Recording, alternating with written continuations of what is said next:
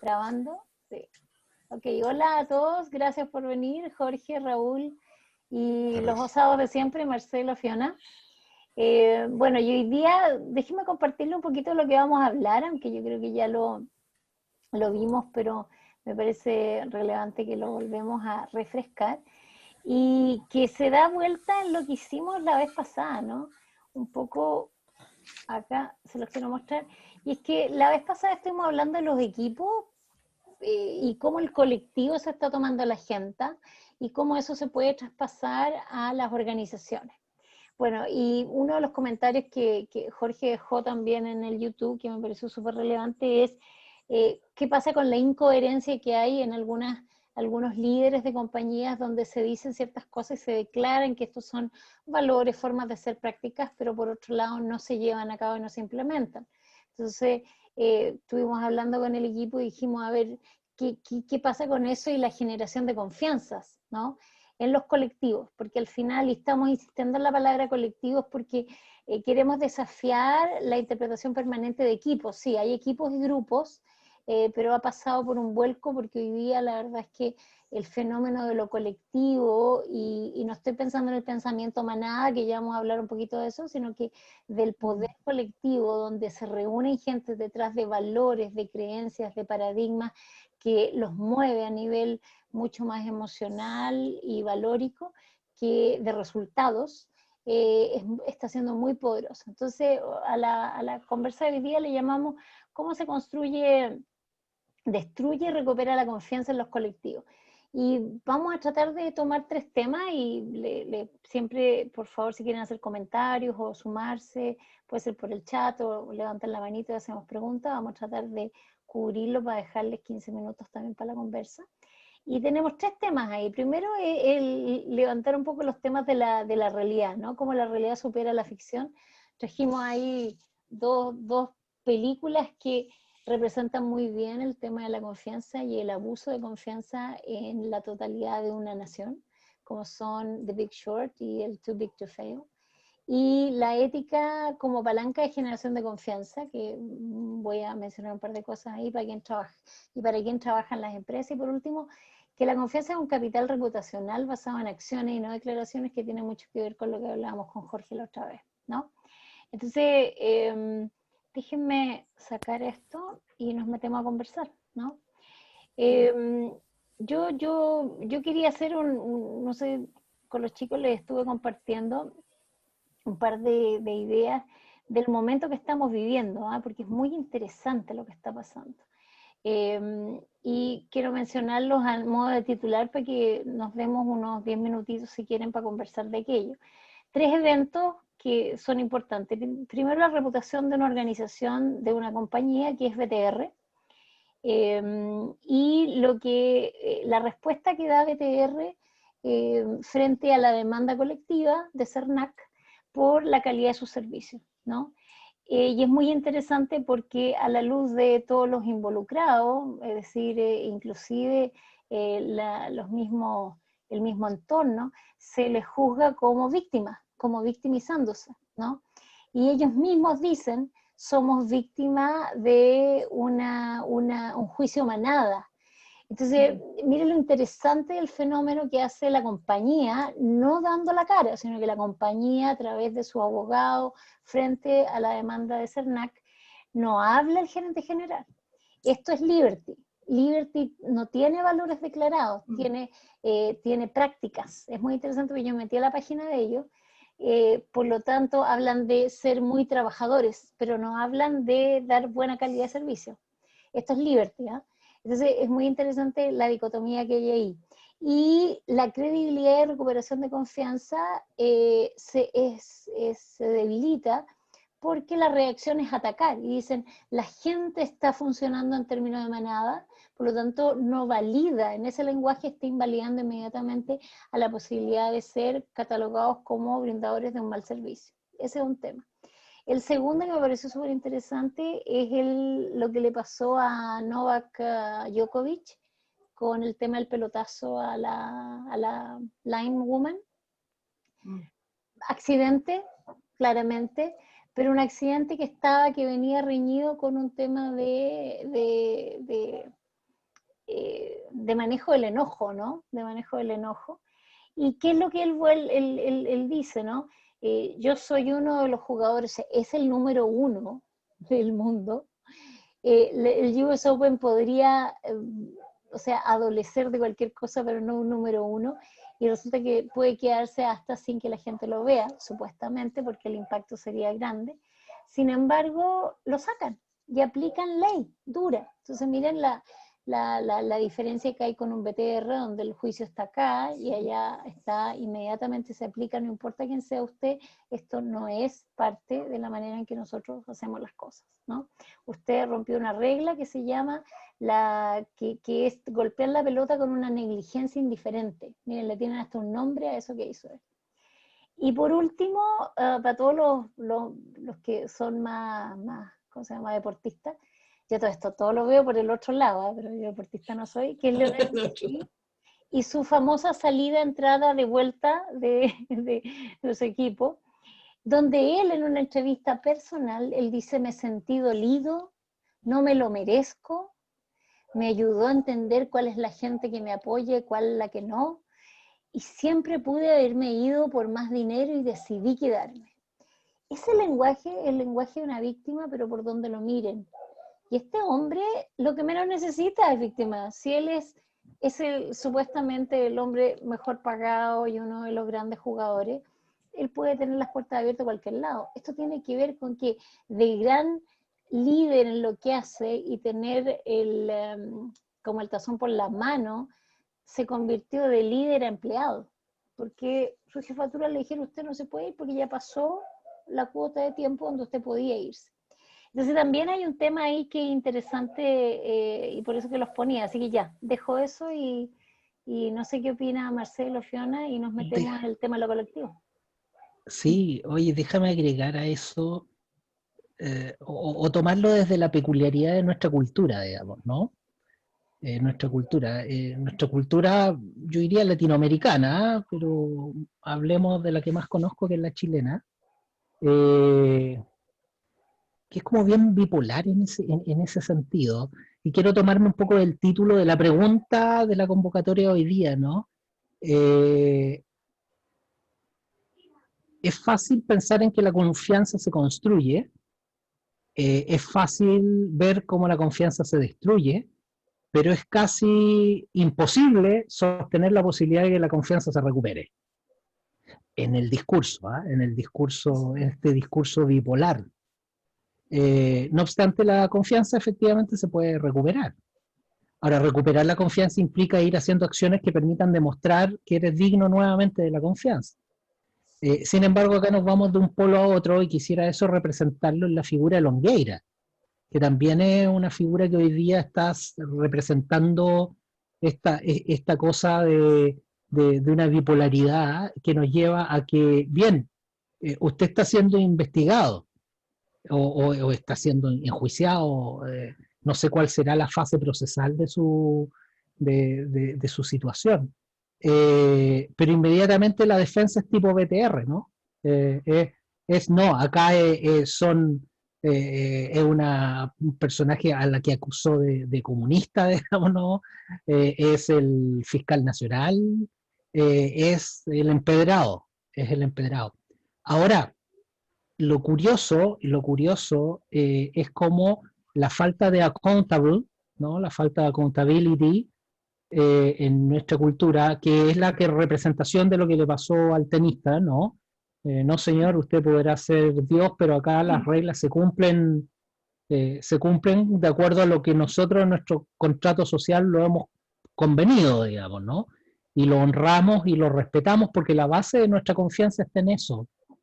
Y acá pasamos de esa polaridad de perdiste toda mi confianza, pero pasa un tiempo y se olvida. Y se olvida, ¿no? Y la memoria es súper frágil, ¿no? Entonces, qué tan, qué tanto, tan necesaria, digamos, en nuestra cultura es súper necesario el poder instalar esa capacidad y ya luego lo vamos a llevar a la organización, ¿sí? La respuesta de nuestra cultura hacia la consistencia en lo que son, en la mantención de la confianza, que parte por aceptar que así como se destruye, se puede recuperar, ¿sí? Sí. Con acciones coherentes. Sí. Yo sé que tú, Fino, te voy a meter en el tema de las patas, ¿no? Un poco. Ya, sí, sí, me porque, meto la pata. claro, porque la pata de la mesa, dije yo. La pata de mesa. Sí. Pero sabes que antes quería un poco lo que habíamos conversado con Marcelo sobre estos dos casos internacionales y donde la realidad supera la ficción, porque estamos hablando de acuerdos mundiales. O sea, estas dos películas representan casos mundiales, yo diría, del abuso de confianza, porque estamos hablando del abuso de confianza donde las instituciones más grandes de un país, gobiernos, banca, inversiones, bienes raíces, toman acuerdos donde ¿cómo se llama?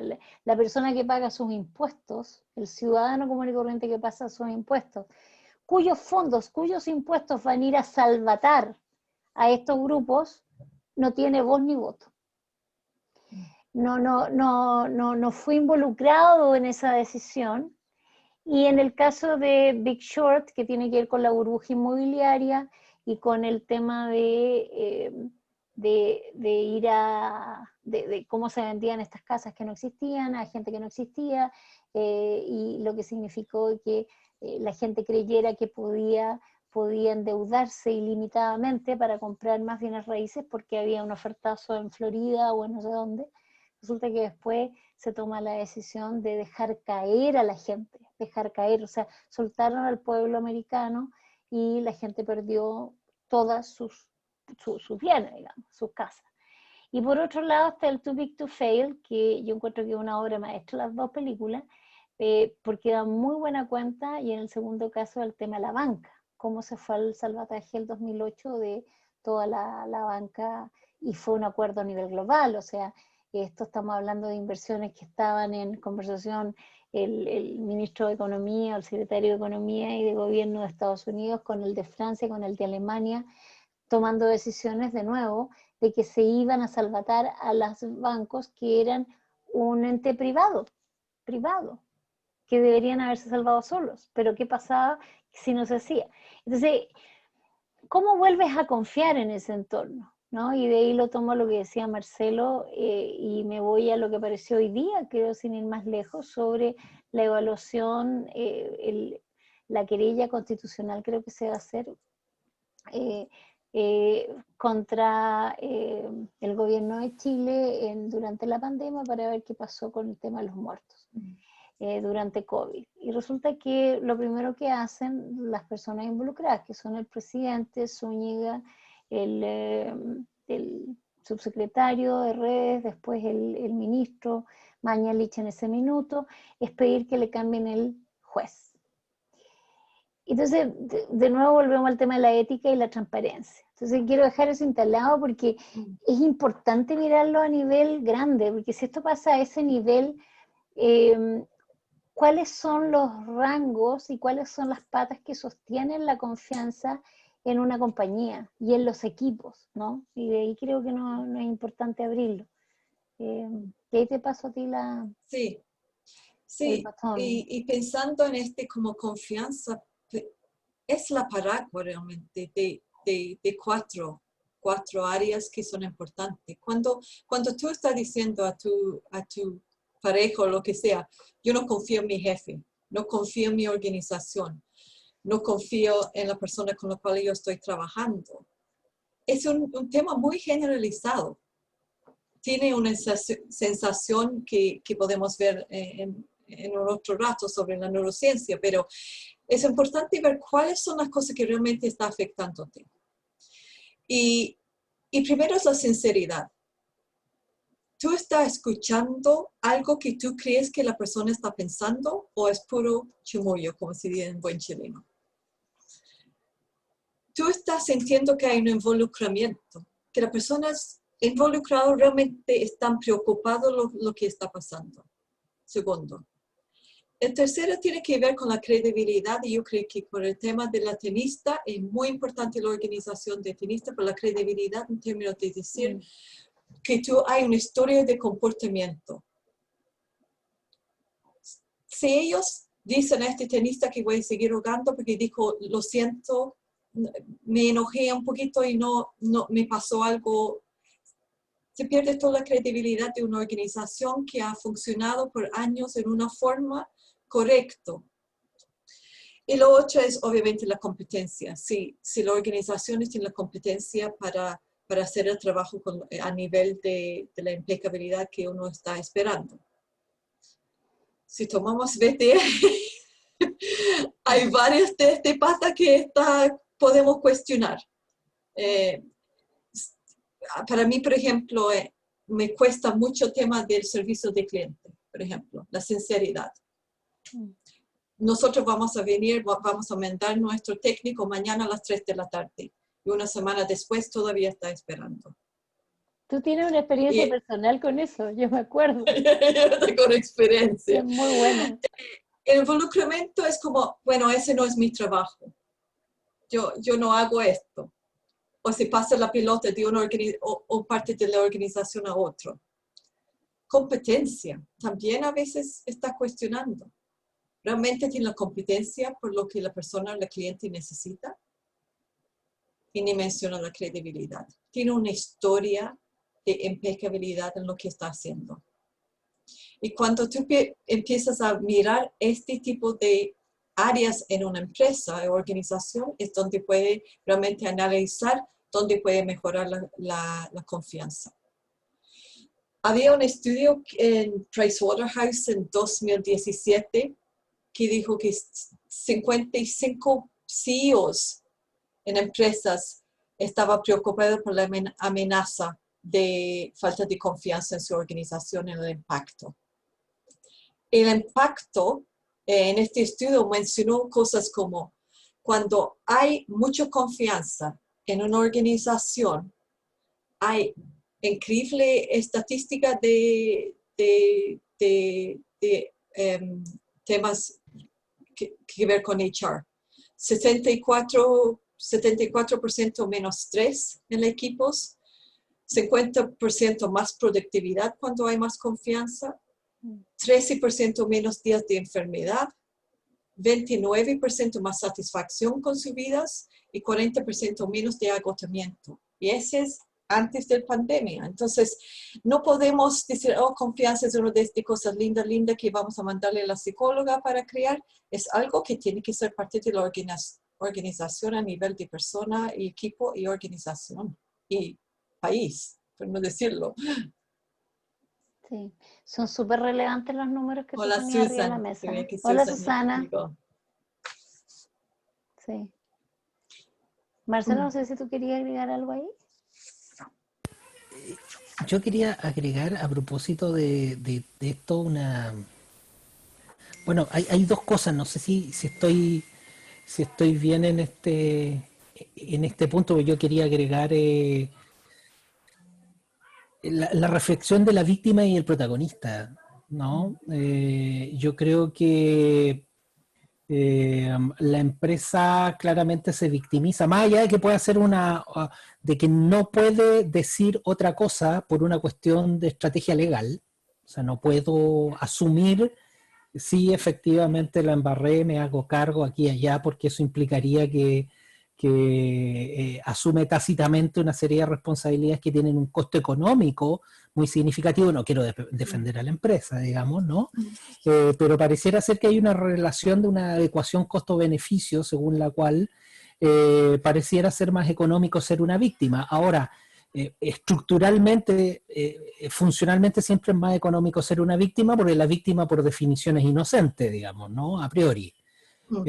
Ahora, eso te deja en una condición de impotencia, que es la impotencia que me imagino hoy día está comenzando o está viviendo la compañía, con fugas que no tengo antecedentes para poder sostenerlo. Sospecho que debe estar teniendo fugas de clientes no menores, digamos, ¿no? Que están siendo recibidos por empresas de la competencia, y va a tener entonces una consecuencia en términos de pérdida de participación de mercado.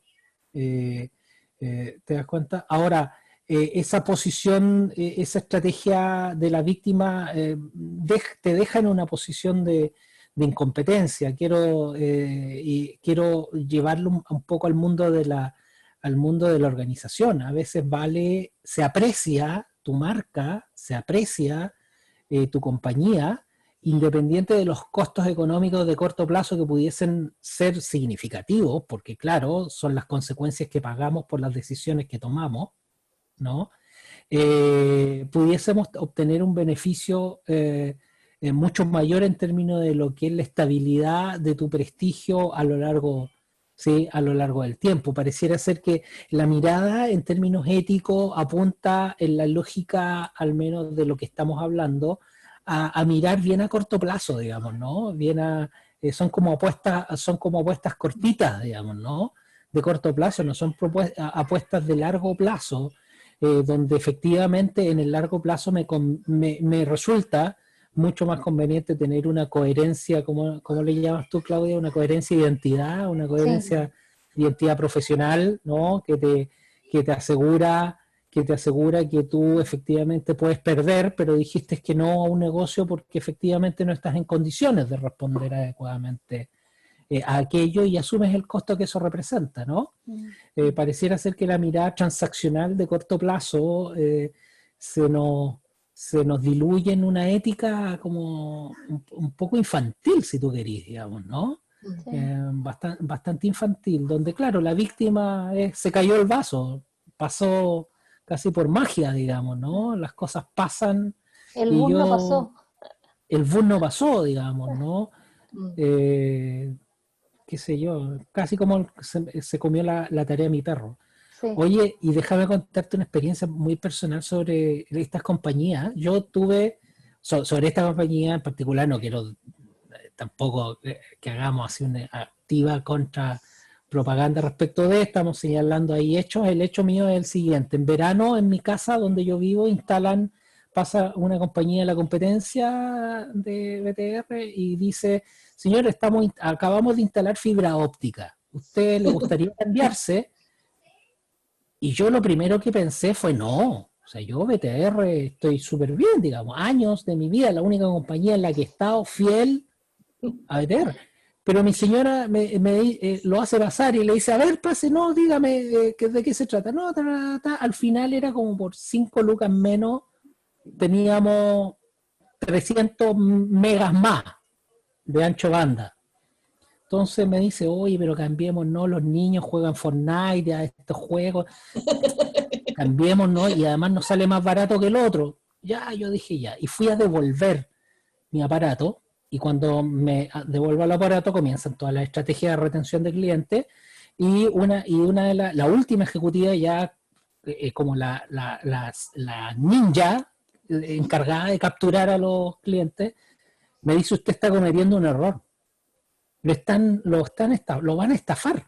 Usted va a volver acá, porque mire, wow. Y más encima, cuando usted vuelva, porque lo están estafando, porque acá el juego es el siguiente: a usted no le están entregando ancha banda ilimitada, a usted le están dando una cantidad de megas, y si usted se pasa de esos megas, le van a empezar a cobrar por esos megas extra.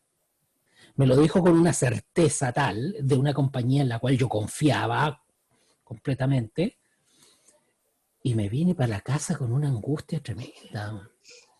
Y dije: chuta, ¿será tan así? Etcétera. Y entro a verificar, y te lo juro, veo, y efectivamente tenía un límite máximo de consumo de megas. Y dije: no, acá me estafaron. Pero no sé por qué me dio, estoy hablando de enero, me dio por empezar a hacer el cálculo. Y empecé yo a hacer un cálculo: ¿cuánto consumimos en el mes? Oye, en el mes consumimos así, pero con todos los computadores conectados, todo conectado y todos usando mucho el computador, consumimos 200 gigas en un mes, en ese mes. Y el cupo eran 1800 gigas. O sea, tendría que haber estado las 24 horas al día. O sea, era realmente ilimitado. No porque fuera ilimitado, tenía un límite, pero ese límite estaba súper lejos, ¿cachai o no? Vamos a tu casa en el verano a usar el computador. Oye, claro, Oye, no, y ahora me lo dejaron ilimitado. Cuando empezó la pandemia, me lo dejaron ilimitado. Ahora no necesito que sea ilimitado, porque incluso con lo que tenía contratado ya me sobraba, digamos, y en pandemia no alcanzamos a saturar, llegamos a 900 gigas, con los cabros jugando Fortnite, po. ¿Cachai? Ahora, ¿a qué es lo que voy? Primero, bueno, suerte, pero fíjate, ahí yo me banqué, yo tenía todas mis fichas depositadas en esta otra compañía, digamos, y digo, mira, qué milagro de suerte, digamos, ¿no? Porque eso fue pura suerte, bueno, fue mi señora en realidad, que es más inteligente que yo. Entonces, ahora, lo que me llama la atención de toda esta historia es, bueno, ahí comienzo a reconstruir mi confianza con una compañía en la cual no confiaba mucho, ¿sí? Ahora confío, porque mientras la otra se ha caído, esta otra se ha mantenido impeque, ¿sí? Y lo otro es la estrategia de la persona que yo entiendo está encargada de retener, pero retiene un poco en la línea del primer tema que tú tocas, retiene atacando. Claro, y la amenaza, pone la amenaza del miedo. Retiene bajo la amenaza, retiene, no retiene desde su cualidad. No. No habla de su competencia. No habla de... Claro, y su involucramiento. Habla de la incompetencia del otro. Y siembra la semilla de la desconfianza en el otro y no en fortalecer la posición de por qué yo tendría que confiar en ti. Sí. ¿Te das cuenta cuáles son las evidencias, un poco avanzando en los temas que tú... ¿Cuál es la evidencia, la acción? No es la declaración, porque la declaración, como decías tú, como dices tú, no nos va a bastar. Lo que necesito es que exista una coherencia entre lo que declaro y lo que hago. Sí, un poco sumando lo que dice Raúl aquí en un comentario, y es que maneja el Totalmente miedo súper bien, si el tema esto es el miedo, y nosotros somos una cultura muy de miedo. Ahí déjame rescatar dos cosas que son importantes. Mira, si tú te vas al nombre de la conversación de hoy día, hay una palabra que no mencionamos nunca. Hablamos de construir confianza, destruir confianza y recuperar confianza. ¿Cuál es la que no mencionamos? Mantenerla. Mantenerla. Claro, porque mantenerla es nutrirla y cuidarla. Y eso, nosotros vivimos en la polaridad. La tenemos, la perdemos y la recuperamos, pero nunca hablamos de cómo la cuidamos. Entonces, cuando tú vas a estas compañías y vas a buscar alguna explicación, o ellos te quieren retener, como bien decía Fiona y tú, lo que ellos tratan ya no la mantuvieron, porque por algo te tienen ahí contra las cuerdas y tú a punto de irte. Y entonces lo que hacen, ni siquiera buscan de nuevo cómo mantenerte a ti satisfecho con el mínimo que te podrían hacer dos preguntas y cambiaría totalmente la conversación, ¿no? ¿Cuántas veces en el último mes nosotros le hemos fallado? O sea, es como ir a buscar los positivos, ¿me entendí? Pero no, avalan y se sustentan en el miedo. Entonces, quiero retomar el segundo punto, que era el tema de la ética, como palanca de generación de confianza, porque tú lo mencionaste. O sea, el US Open, los gobiernos en general que son éticamente, y los líderes que son éticamente sinceros, ¿no es cierto?, toman ciertas decisiones basadas en el bienestar que cuida un set de valores particulares, ¿no? Y hace poco me tocó hacer una charla para un grupo de empresarios en Guatemala que estaban mirando las inversiones y cómo ellos podían cuidar los comités de ética internos para instalar nuevos equipos de compliance y de gobernanza dentro de cada organización, ¿no?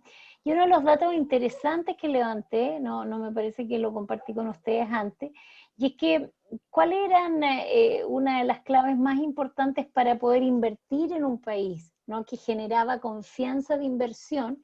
Era cuál era el sistema regulatorio y legal interno. Es decir, cuáles son las limitaciones y por otro lado, cuáles son los efectos de control, ¿no? Eso era el punto más importante, el más alto, después de una estabilidad política y de seguridad, pero el segundo más importante era el que les acabo de mencionar. Después se habla del índice de confianza global del consumidor, que bajó 4.2 desde el 2012 de forma permanente, ¿no? Y el índice de expectativas mundiales, que en el fondo refleja la perspectiva de los consumidores en materias de empleo, de situación financiera y economía local también disminuyó a un 6,4 desde el comienzo de este año, ¿no? Y por último había una autoevaluación que era muy interesante, porque se hablaba de la autoevaluación que los empresarios hacían de sí mismos en los comportamientos éticos, ¿no? Y el número 1 era Nueva Zelanda, los primeros 10 estaba Finlandia, Singapur, Dinamarca, Suiza, Noruega, Japón, Luxemburgo, Qatar y Holanda, ningún latinoamericano. Los 10 países con los empresarios de peor comportamiento ético, de nuevo, estamos hablando de valores que generan confianza. En el último lugar está Burundi, estoy yendo de abajo hacia arriba, Burundi, Haití, Guinea, Argentina, Venezuela, en el puesto 139-338, Paraguay en el 142, y Chile aparece en el lugar 26, muy cercano y seguido de Uruguay, de Costa Rica y Panamá, ¿ok? Y, entonces, y Perú, por ejemplo, sale muy por debajo, 115, Brasil en el 107, México en el 102, Argentina ya dije 138. Entonces, ¿qué es lo que nos indica esto? Que los mismos líderes y los empresarios, ellos mismos no se evalúan bien en términos de ética y gestión de la ética, que es lo que genera la confianza, ¿no? Entonces, Fiona lo mencionaba de alguna manera y decía, en estas patas de sinceridad, es decir, le creo a la persona, me transparenta lo que me dice, lo veo involucrado en el bienestar y en la palanca que puede mover para construir confianza o mantenerla, ¿no es cierto? Y lo veo competente, porque si la persona la siento competente técnicamente, también me genera confianza, ¿no? Y por último, la credibilidad, ¿no? Entonces, la pregunta es, ¿para quién trabajan las empresas? Si es para nosotros, para que realmente el usuario, que se convierte hoy día la palabra usuario como gran reemplazo del consumidor o del cliente, y si somos los usuarios de los servicios, porque ya es más bien que vienen servicios, y eso es lo que está siendo evaluado hoy día en términos de confianza, si trabajan para nosotros o no, o trabajan para su marca. Porque allí hay un paradigma que cambiar súper importante, y es que si yo creo que funcionando solo para la venta, ¿no? Y aquí tenemos a un gran vendedor entre el equipo, un señor que se dedica a eso, pero yo creo que solo trabajo para eso y puedo tener el mejor de las marcas. Tú la tuviste, Jorge, una marca muy buena, que competentemente es buena, pero en el momento en que yo llamo y tengo alguna caída, no están conmigo en la mantención de la confianza, no importa cuán bueno sea, no importa la joya que sea, pero no están trabajando para mi beneficio, ¿no? Mira, yo creo que Raúl mencionó algo súper importante sobre el miedo y quiero mencionar un poquito sobre lo que pasó con el torneo de tenis, con este tenista. Involucró un tremendo valentía, porque no estamos hablando de un partido de tenis. Detrás de este partido de tenis hay contratos de millonarios en términos de publicidad. Obviamente afectó mucho la marca que está auspiciando el tenista. La presión para decir, bueno, es el número 1, dejámoslo salir nomás y vamos a hacer como una disculpa público y vamos a quedarlo con él jugando. Primero, y yo creo que esa es la cosa que a veces falta en las compañías, el tema de valentía, para pararse y decir, esa es nuestra parte valórica, esa es la parte que nosotros creemos, esa es la parte que estamos comunicando a nuestros clientes y tenemos que ir con eso. Cierto. Más allá de la parte legal. Yo creo que es triste cuando la única cosa que no reaccionamos es porque es una parte legal y no hay una parte ética ni valórica.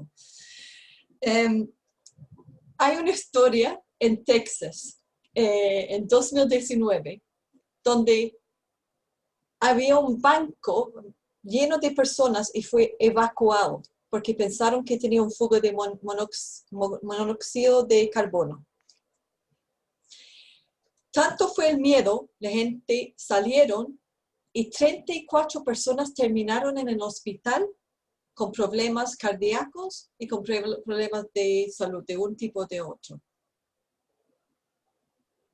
Investigando más en profundidad, el olor no era de fuego de monóxido de carbono, era la perfume de una señora. Wow. ¿Dónde voy con eso? Claro. Es muy fácil entrar en miedo y perder toda la confianza. Y Jorge, un dato para ti cuando está en la venta. En 0.07 segundos, una persona decide a nivel cerebral si va a tener confianza o no confiar en la persona. Y es en este momento cuando el cerebro decide qué neurotransmisor tirarse. Entonces, cuando uno está trabajando en equipos y hay un aumento en cortisol, que es lo que genera la desconfianza, la importancia de generar confianza es aumentar otro transmisor que es oxitocina. Sin ir muy técnico. Siempre cuando hablamos de confianza, hablamos de confianza y desconfianza, como desconfianza es la falta de confianza, ¿no es cierto? Pero son en completamente distintas áreas del cerebro. Entonces, cuando nosotros estamos en un equipo que genera desconfianza, que está aprobado por la neurociencia, es equipos que son exclusivos, que hay una exclusión, que empiezan a juzgar entre ellos, que hay una falta de compartir de una forma u otra, que puede ser parte valórico, puede ser la parte de las metas o objetivos. Hay más foco en dictar y más en criticar. Y para aumentar la regulación de oxitocina, los comportamientos son apreciar. Cuando tú sientes que está apreciado y está siendo reconocido en tu trabajo. Cuando tú sientes hay un espacio para expandir o compartir o poder descubrir otras formas de trabajar para desarrollarse y para celebrar esas compañías donde tú puedes tener más confianza. Entonces, si tú me preguntas, ¿cuáles son las actividades que tú necesitas generar para tener confianza? Es lo que va a aumentar la oxitocina. Se basa en la transparencia, la integridad y todo eso. Cuando tú tienes un equipo que no tiene confianza, van a estar reaccionando de los 4 aspectos básicos, que son luchar, huir, congelar o apaciguar. Y a veces estamos como en narrativos de desconfianza. Yo recordé trabajando en una organización de fundación, la directora me acercó y dijo, Fiona, quiero que trabaje con el equipo y quiero decir que de los 15 personas que están trabajando conmigo, yo creo que por lo menos 8 están buscando otro trabajo. Yo entrevisté los 15, en 15 minutos rápido antes de tener un taller planificado. Preguntó 15 personas. ¿Cuánto tú estás buscando otro trabajo? ¿Ya está en laborum.com buscando trabajo? De los 15 personas, ninguno. Pero tenía una jefa que estaba viviendo con el miedo que no va a tener la mitad de su equipo en un mes más. ¿Qué falta ahí? Falta todo lo que hablamos de la oxitocina, la parte de compartir, de transparencia, de abrir conversaciones, de hacer preguntas, todo ese que genera un ámbito de confianza dentro de un equipo. Súper. Dos minutitos antes de que dialoguemos con los chiquillos, bien cortito. Oye, yo viví eso de que dice la Fiona, en términos, me debe haber pasado, me lo imagino así, me parece súper interesante. Y déjamelo contártelo a través de una experiencia de compra a propósito de lo que dice Raúl sobre los procesos postventa. Yo tengo una impresora relativamente vieja cuyos insumos no son muy fáciles de encontrar, digamos, ¿no? Y de HP, digamos la marca, HP. Entonces, compré la tinta online y dije, me voy a abastecer al tiro de dame 2 cartuchos de color y 2 cartuchos XL de negra y listo. Y dije, lo voy a comprar ahora pensando en que me va a llegar en diciembre. No importa, pero estar abastecido. HP me dice, me responde en el servicio, ¿no? Me dice, echa su transacción, entre 7 y 9 días va a estar el producto en su casa. ¿Sí? Era el tercer día y estaban tocando mi puerta y me vinieron a dejar las tintas. O sea, mis oxitocina, no sé, el proceso que dices tú, estaban excitadísimas, digamos, ¿no? O sea, Te está yendo bien con tu internet y ahora con tu tinta, Marcela.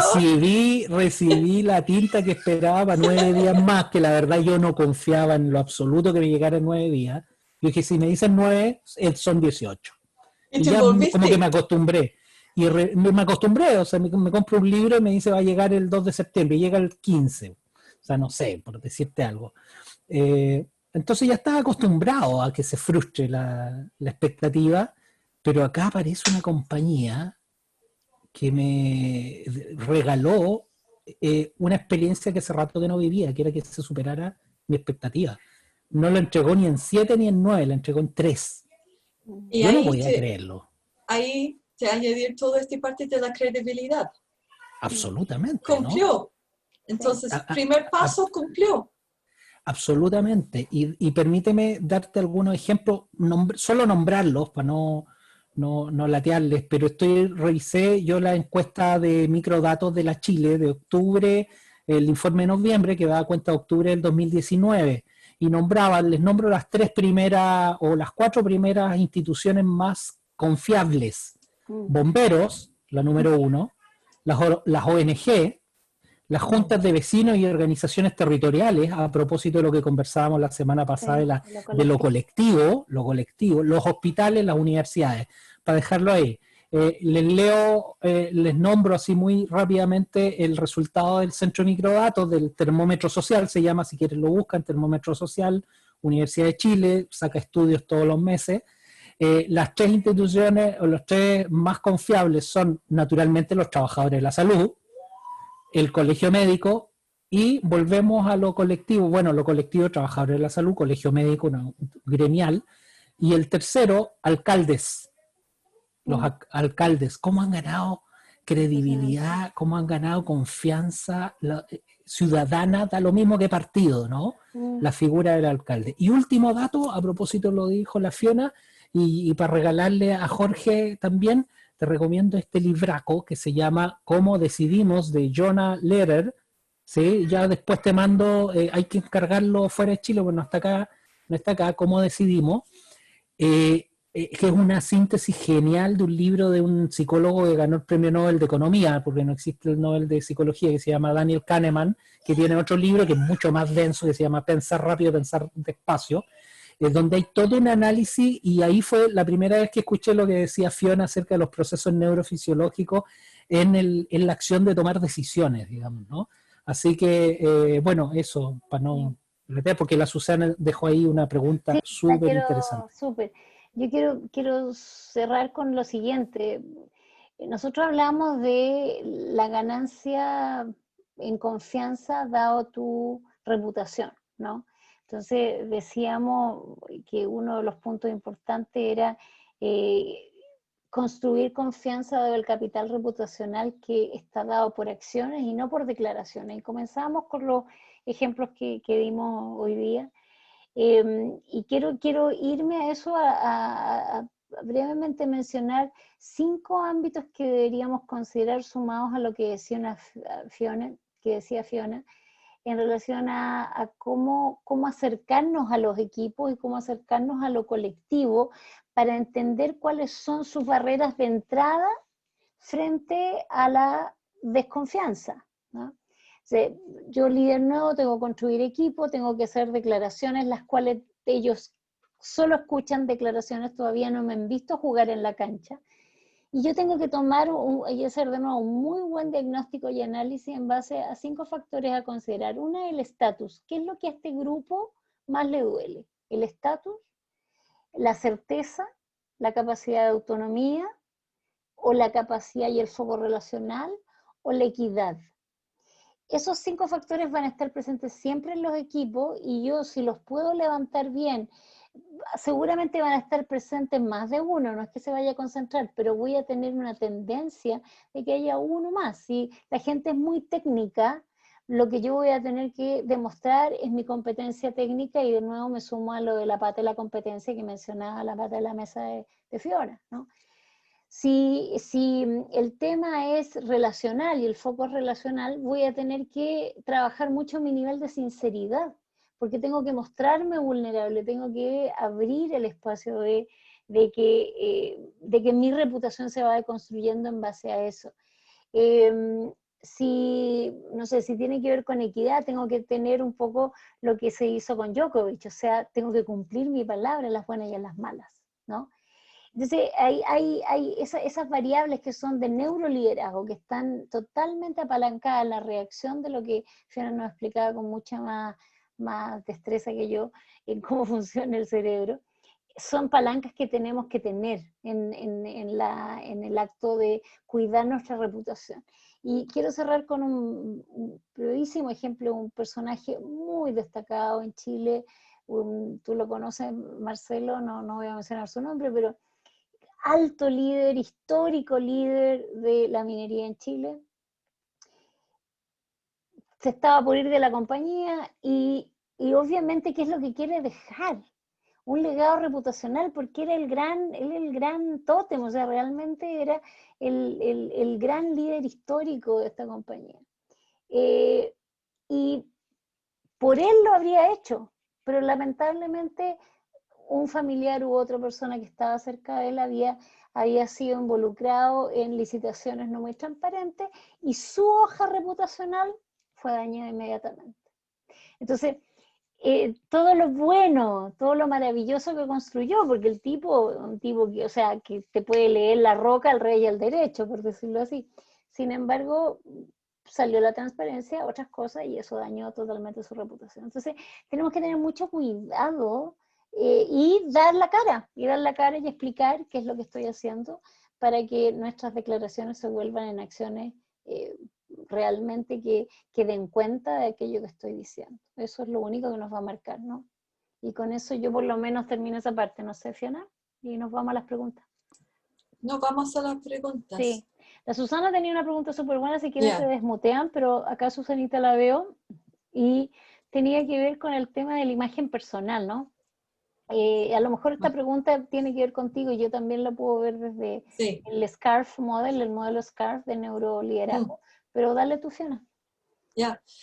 Bueno, no importa, es la imagen de la persona, puede ser la imagen, puede ser olor, si tú no lo ves la persona, es lo que estimula tu cerebro.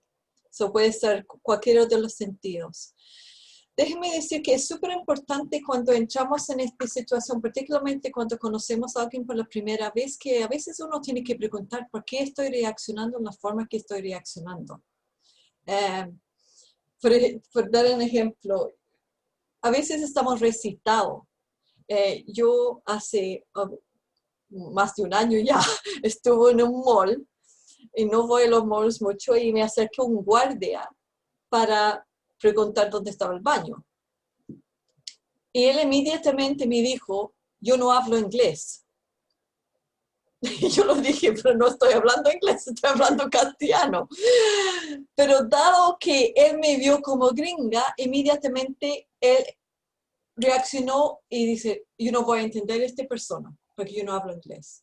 Entonces, Susana, por tu pregunta, es importante cuando nosotros veamos a alguien por la primera vez, puede ser un gesto, puede ser el timbre de su voz, puede ser una forma de reaccionar. A veces puede gastear una reacción en nuestro sistema límbico, que es donde están nuestros recuerdos. Entonces, si tú tienes una abuela que siempre estaba así como, y alguien te hace ese en el trabajo, te va a recordar de tu abuelo, entonces, o abuela. Entonces, es importante que tú, y hay obviamente lo positivo también, tú ves a alguien que tiene una sonrisa y te recuerdas de tu marido, no sé qué. Pero es importante que como tú estás analizando, pero puede ser de cualquier sentido. No sé si eso, Sí. exacto, memoria emotiva. Sí. Exactamente. Déjame agregarle a eso, que estuvo súper bueno, Fiona, que además nosotros tenemos sesgos que son conscientes y sesgos inconscientes. Y obviamente, los más duros son los inconscientes, porque podemos ser prejuiciosos, y ahí está el sesgo, digamos, y la mitigación del sesgo no es fácil, porque funciona a nivel de cerebro límbico, con la memoria y el legado que te ha dejado una experiencia previa. Entonces, la mitigación es cómo transformar ese sesgo inconsciente a consciente de manera tal de poder declararlo, ¿no? Y yo siempre he luchado mucho con el tema de el color, ¿no? Porque yo me tocó viajar desde muy pequeña a Estados Unidos, y a mí particularmente es una cultura que me fascina, la africana en particular, y para mí la gente de color es gente negra. ¿Okay? Yo viví en ese mundo y los encuentro fascinantes, atractivos, me gusta la historia que traen, la cultura que traen, y me sumo a ella habiendo estado en Kenia, en India, y conociendo muchos árabes también que son más de raza oscura. Pero particularmente, fíjense que esa forma de relacionarnos que yo podría tener, dada mi experiencia, que es de total apertura, y yo diría que casi una discriminación positiva, o sea, al contrario, yo soy más pro. Cuando voy a Estados Unidos tengo que tener mucho cuidado con el lenguaje, porque allá en esa cultura en particular el sesgo toma otro cariz, porque el sesgo está dado por su naturaleza y su historia, desde donde vinieron los primeros, ¿no es cierto?, esclavos que trajeron. Entonces, la historia que carga una persona de raza negra en Estados Unidos no es la misma que carga un africano cuando yo lo encuentro en Kenia. Entonces, también, volviéndolo a Chile, yo tengo que entender cuando me encuentro con gente que tiene orígenes económicos distintos, nacionalidades distintas en los equipos, y entender qué es lo que lo trae para generar confianza. Hay valores y hay formas de relacionarnos que es distinta también. Y una de ellas puede ser el sesgo de cómo se ve, pero son sesgos que lo que tenemos que ver es qué es lo que me importa, ¿no? Es cómo funciona, cuáles son sus resultados, si está dentro de la ética de la compañía, los valores, si es representado. Creo que eso es mucho más importante que si se puso tal o cual falda o tal o cual pantalón, ¿no? Sí, claro. ¿Te contestamos tu pregunta, Susana? Sí, súper. Ya. Es que justamente era esa mi consulta, porque como tú hacías una referencia a un proceso cerebral químico, también estos aspectos del estereotipo también podían retardar o dejar esa memoria emotiva, hacer porque vivimos, estamos rotulados y tenemos estereotipos que son igual fuertes, pues entonces yo que trabajo en colectividades con gente, a lo mejor de repente esas confianzas no se producen tanto porque hay algún sesgo ahí que también hay que empezar a trabajarlo. Sí. Exacto. Quizás te serviría mucho si te metes al Centro de Neuroliderazgo, el Instituto de Neuroliderazgo, a mirar la herramienta de SCARF, se llama, donde se analizan estos 5 ámbitos de resistencia frente a la apertura de confianza, ¿no? Y que tiene que ver con los sesgos principalmente y las amenazas que nosotros podemos generar. Te lo voy a anotar ahí en el chat. Y el de David Rock, thank you. Yeah. Ya, sí, porque yo tomo apunte, soy súper apunte de sí, todo. No, es un modelo muy bueno que puede trabajar pensando en un equipo, es muy bueno. Sí. Para mirar eso. Sí. Bien, no sé si tienen otra pregunta. Casi en la hora. Sí, pero estamos debemos decir tiempo. que es el cumpleaños de Marcelo hoy día, so Estamos tenemos que quitándole Hay una fila grande afuera esperando a saludarle. Esperando, claro. No hay nadie afuera, No hay porque nadie. está cerrado, no. Viene mi hijo mayor del auto con mi nieto, así, saludando. Sí. De, Pero de afuera. Felicidades, Marcelo. Sí, Gracias. sí. Gracias. No sé si Jorge o Raúl tienen preguntas. Yo tengo una. Dale. La verdad tengo una para cada uno.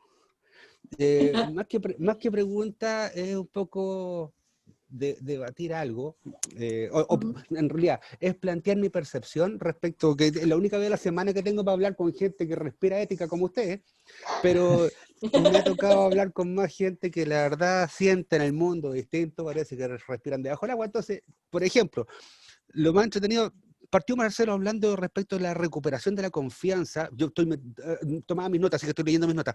La recuperación de la confianza y que hay que hacer actividades para recuperarla, ¿cierto? Y que cuando se pierde se recupera. Difiero diametralmente por algo sencillo, pero esta respuesta mía está basada en el prejuicio, pero porque trabajo en el prejuicio. ¿Cuántas veces hemos escuchado, oye, el vidrio que se quiebra no se puede volver a pegar? O si se pega nunca queda igual. El estuco que se pone siempre se nota. Y una vez me contaron un cuento, fíjate, hay una madera que tú por cada error o por cada mentira le clavas un clavito. Y con cada buena acción le sacas el clavito.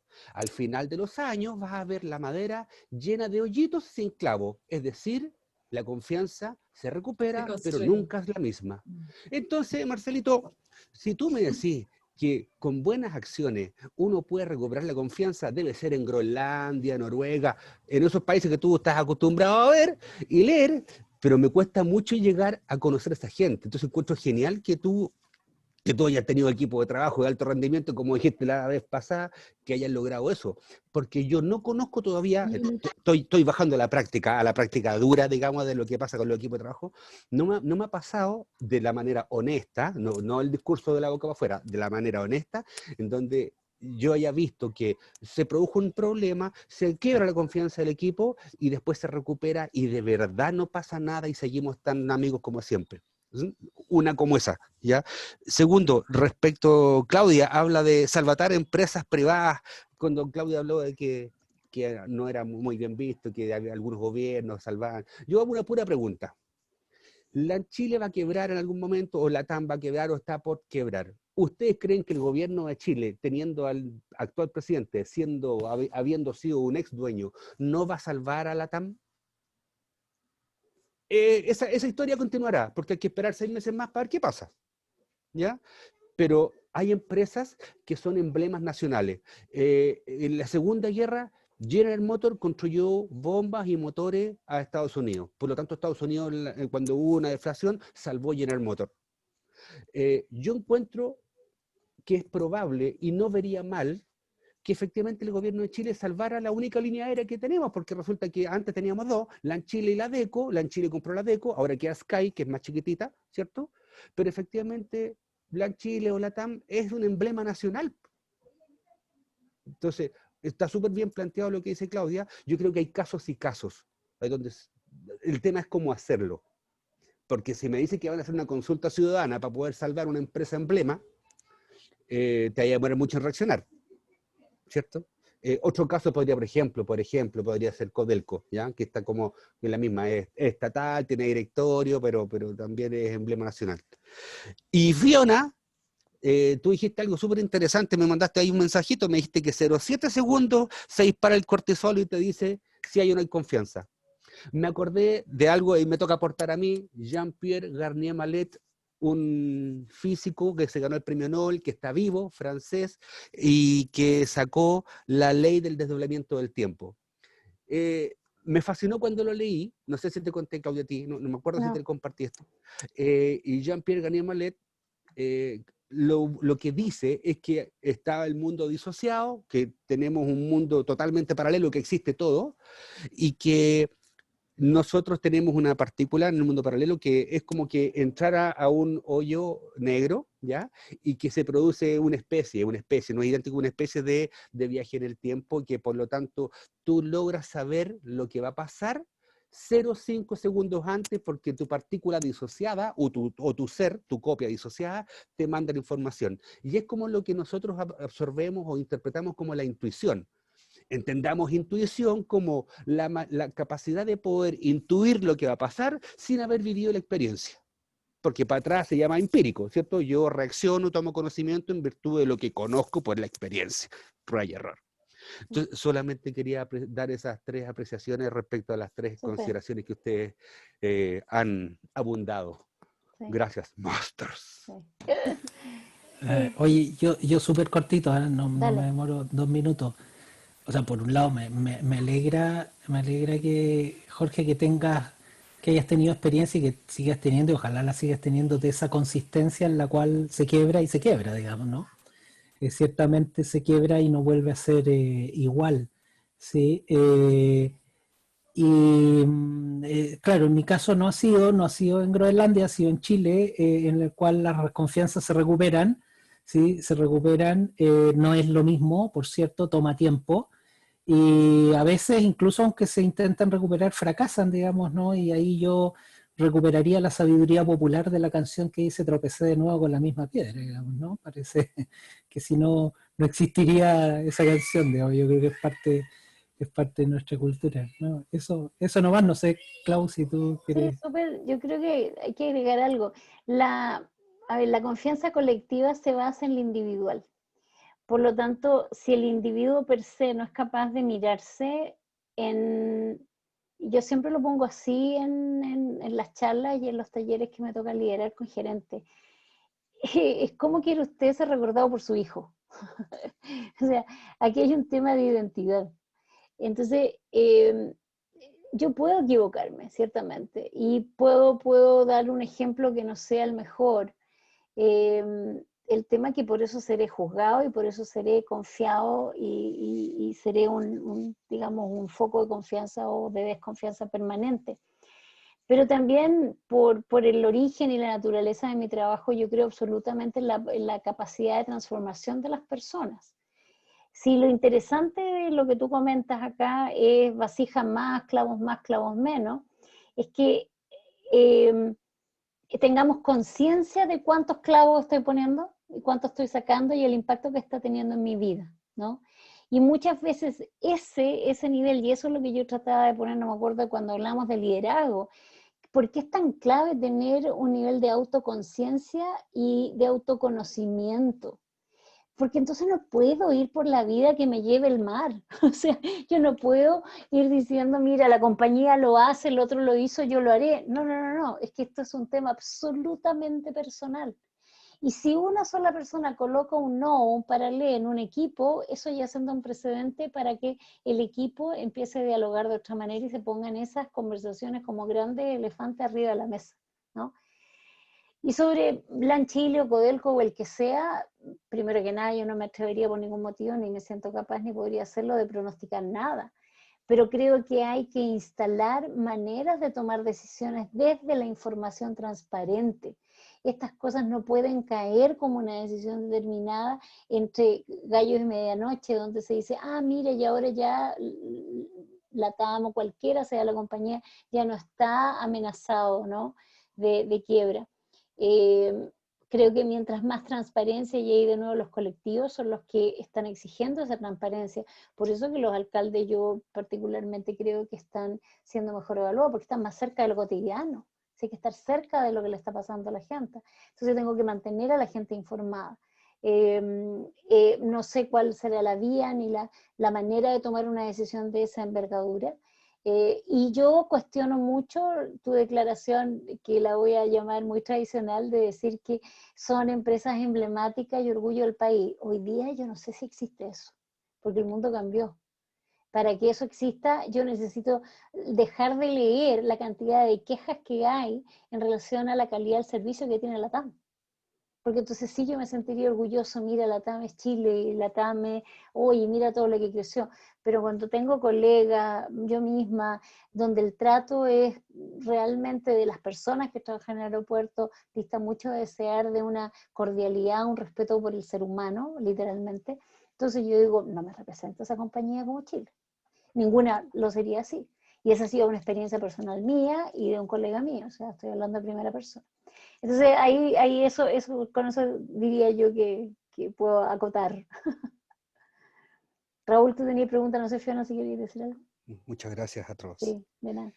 Raúl, dale con tus preguntas antes que no tengamos que Marcelo se nos vaya. Ya, gracias. Sí, mira, tengo como siempre preguntas para todas. Pero claro, también me subía este interesante el análisis de Jorge que yo comparto en el grueso, ¿cierto? Yo comparto bastante el grueso de su análisis, pero sí me voy a permitir hacer un par de matices, me va a permitir la tribuna meter mi cuchara, ¿cierto? Un par de matices y plantearlo desde otro lugar, que es lo que me gusta hacer a mí a veces.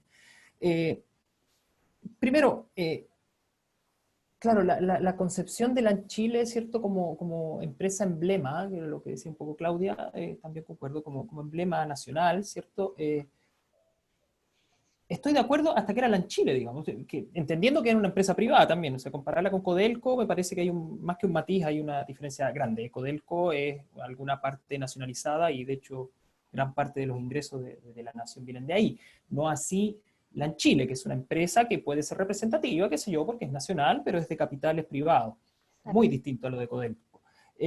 Pero más allá de eso, Lanchile, y hasta esa parte yo puedo coincidir con Jorge respecto de la representatividad, ¿no? Pero recordemos que estamos hablando de LATAM, y LATAM es una fusión, ¿cierto?, entre las dos aerolíneas más grandes del continente, que fuera otrora Lanchile, y TAM, que es una brasileña. De manera tal que cuando hablamos de rescatar a LATAM, mi pregunta sería, desde otro lugar, como yo decía, ¿por qué LATAM se pronuncia acá en Chile respecto de su posible quiebra o problema financiero o ve, qué sé yo, amenazada su operatividad y todo aquello? ¿Estará haciendo lo mismo en Brasil? Yo solo me lo pregunto, porque es una empresa, es un conglomerado, ¿cierto? O, repito, una fusión entre una empresa chilena y una brasileña. Entonces, para salvarla, ¿es resorte de Chile solamente? ¿O también estarán pidiendo ayuda al gobierno brasileño? Solo me lo pregunto y de verdad desde la ignorancia, sin ningún sesgo de ironía ni nada. De verdad que no lo sé, no lo sé. Yo solamente sé lo que pasa acá. Y si se me permite la opinión, yo sí concuerdo en que es una empresa que yo determina, o yo, ¿cómo se dice? Diría que es, o la denominaría más que emblemática, como estratégica. O sea, en el caso de que la TAM caiga o quiebre, efectivamente los costos, a mi juicio, serían bastante más allá que corporativos o de capitales privados, porque es una empresa estratégica, eso sí yo lo concedo. Pero insisto en la pregunta, ¿será solamente resorte de Chile o será que acá estamos más cerca para pedir capitales para salvar a una compañía que es multinacional? Esa es mi pregunta respecto del punto de LATAM, no la en Chile, LATAM. Ahora quería también hacer otro, 10 segundos y parto con las preguntas. El segundo evento más importante del día, ¿cierto? Después del cumpleaños de Marcelo, del día de hoy, tiene que ver con el Día Internacional de la Alfabetización, que cada 8 de septiembre se celebra. Entonces, Marcelo también tuvo el honor de nacer justamente ese día, a propósito de la educación y todo aquello, ¿no? Que es lo que nos convoca. Quisiera partir hoy día con Claudia. Esto a propósito de lo que tú hablabas, que me gustaría aportar en el marco de la mejora continua, la mejora continua, ¿cierto?, el concepto de calidad total, que está incluso validado por las ISO, entiendo. Este concepto tiene una filosofía que pone efectivamente al cliente como centro de la organización, apuntando a la experiencia, ¿cierto?, al todo, no solamente al vender, al colocar y listo, no, al todo. Entonces como que da vuelta a esta pirámide y me parece de suyo interesante a propósito de lo que estaba apuntando. La pregunta para ti, estimada Claudia, es a propósito de la ética, ¿cierto? Y la confianza desde lo empresarial, que es a donde vamos. Esta se ve más o menos reforzada en función de actos, ¿cierto? Y puede ser más o menos derrumbada en función de palabras, a mi juicio. Entonces, desde ahí, o desde el liderazgo, ¿cómo se equilibra la locución en línea con las las expectativas que estas puedan generar concatenándola con los hechos. ¿Cómo? No sé si se entendió la Si te pregunta. entiendo bien, tiene que ver con cómo hago la declaración carne en acciones. ¿Es eso un poco? Claro, Ya, porque se sí, generan expectativas cuando uno hace una declaración. sí, Entonces, correcto. ¿cómo concateno eso? Sí. Mira, una de las cosas que me ha tocado hacer a mí al asesorar a algunos ejecutivos y sobre todo eh, ejecutivos que están liderando una organización, cuya palabra es la ley en un sistema tan jerárquico como el chileno, ¿no? Es que el cuidado más grande que tienen que ver es analizar que por cada declaración que hagan un análisis de cuántas aristas van a poder cubrir. Y si no las pueden mencionar en su declaración, a lo menos digan, solo voy a ver esto y el resto no, hasta nuevo aviso. De manera tal de que uno vaya pudiendo accionar y solo aquellas palancas en las cuales va preparando un camino, y para eso tiene una estrategia y un mapa de ruta, porque si no lo que pasa es exactamente lo contrario. O sea, sobrevenderse en la promesa es un suicidio profesional, digamos, ¿no? Porque no vas a poder sostenerlo.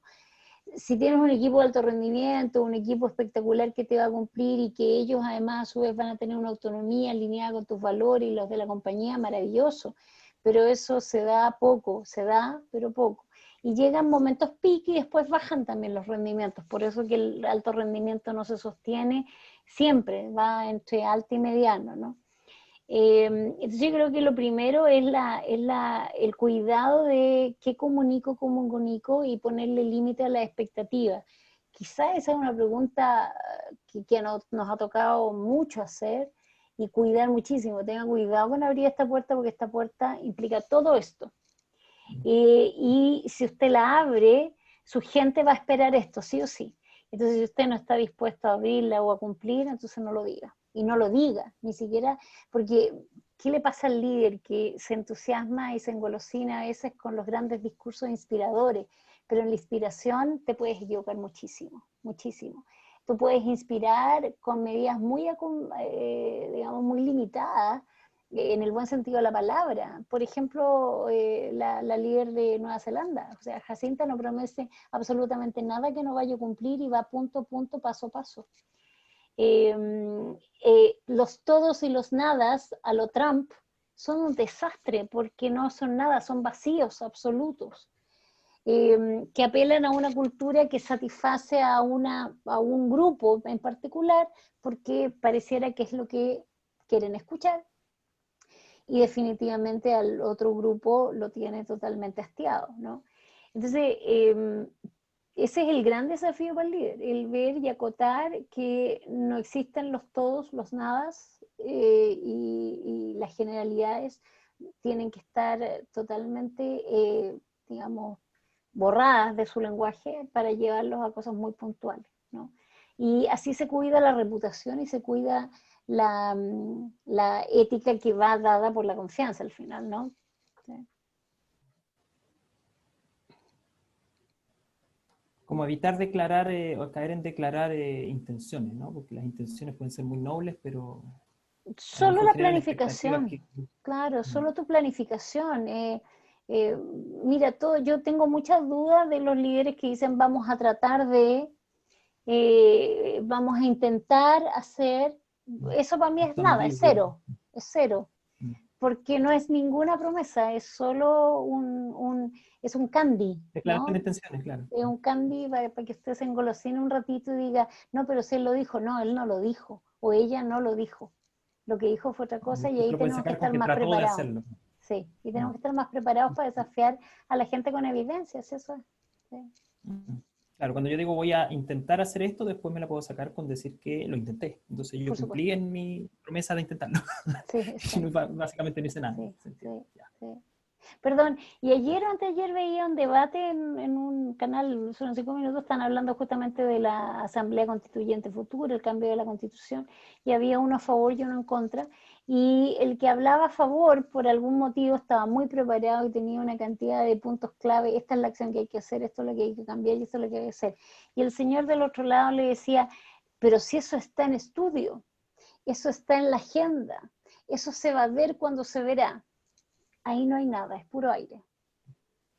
Y independientemente del lado político, porque no tiene nada que ver con política, tiene que ver con mensajes, claridad y cumplimiento de promesa y la generación de confianza. ¿Sí? Tal cual. Dale Gracias. nomás. No sé, ¿nadie quiere meter la cuchara o si no le pregunta a Fiona? No, dale nomás, porque Marcelito, Marcelo, yo creo que si tú quieres irte, por favor, me da pena que tengas ahí tu tortita. Sí, pues me están Sí. esperando, Sí, me vaya. están esperando para cantar el Vaya, vaya. cumpleaños feliz. Cumpleaños. Ya, Nosotros Raúl. cerramos Sí. acá, Nos usted vemos, vaya. Oye, Marcelo. gracias. Les mandé ahí, Claudia, Fiona, Sí. una imagen que va en línea, que yo pensaba cerrar un poco con esa idea, Ya, en términos del sostener la confianza, Ya. digamos, ¿no? sí, Esa que se dice, ahí ustedes la muestran después. la Ya, voy Yo a lo- bajar. gracias, perdón. Gracias a Marcelo, ti. Ya. gracias. Raúl, cuéntame. Ya. Fiona, en lo que sí, pero en serio, en lo que sí, escuchándote hablar de la neurociencia que me interesa mucho. Algo leí por ahí yo, tú evidentemente espero que me corrijas, si no fue en el marco de la neurociencia, que la base de la confianza en terceros tiene bastante que ver en cuánta confianza tenemos con nosotros mismos. Era una cosa como que partía desde el yo, no desde el otro. Entonces, cuando generamos desconfianza es porque también a lo mejor hay un resabio de desconfianza de nosotros, no sé, como que algo así leí. Y desde ahí, bueno, los elementos, que se dice consistencia, buen juicio, relaciones positivas, bla, bla, bla, todo aquello, ¿cierto? Bueno, entonces, la pregunta para ti en esto es cómo conseguir establecer una relación de confianza tal que permita, de una u otra forma, desafiar a un cliente, ¿cierto? A que traspase su zona de confort, a que tome riesgo. No sé si esta pregunta ya trasciende el tema del liderazgo, ya casi un tema de coaching, pero como ustedes ofrecen la tribuna.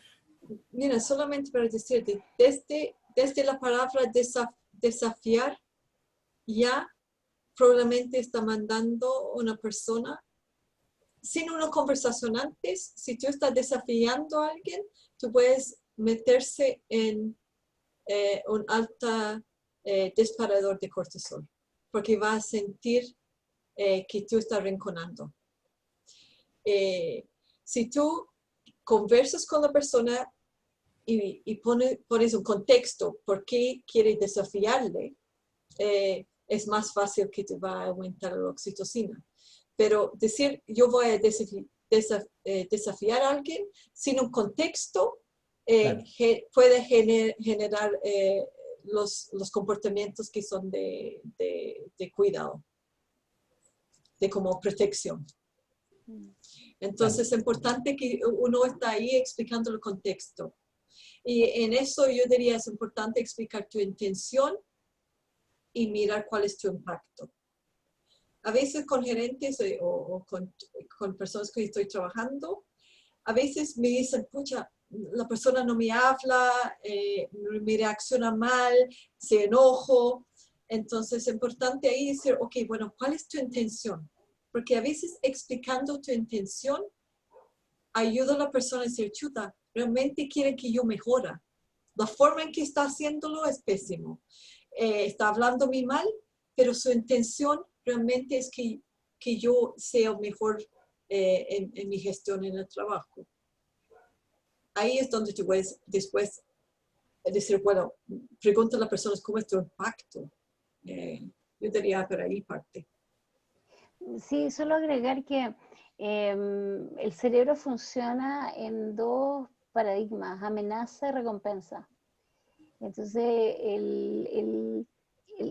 cualquier dato, cualquier dato externo, sea lenguaje, corporalidad, accionar, que vaya a sentir o a darle algún nivel de amenaza al otro, va a hacer que reaccione un poco como lo mencionaba Fiona, ¿no?